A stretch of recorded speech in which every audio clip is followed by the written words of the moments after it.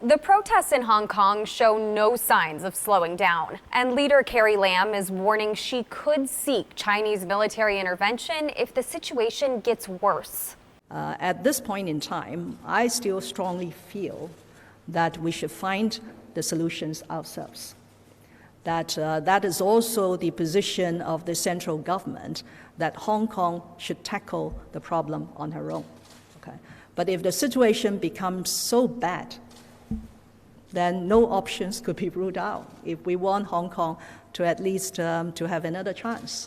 Lam also said her government does not have plans to use emergency powers to introduce more laws.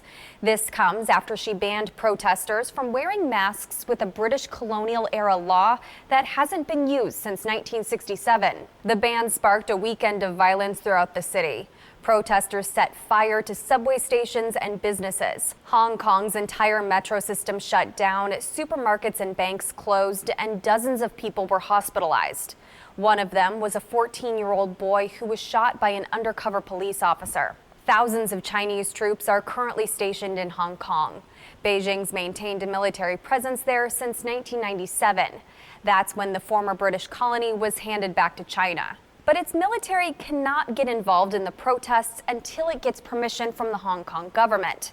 There is a workaround to this constitutional requirement. China could instead unilaterally declare a state of emergency in Hong Kong, allowing it to take control of the city. Lam would not elaborate Tuesday on how bad the protests would need to get in order for her to call on help from the mainland.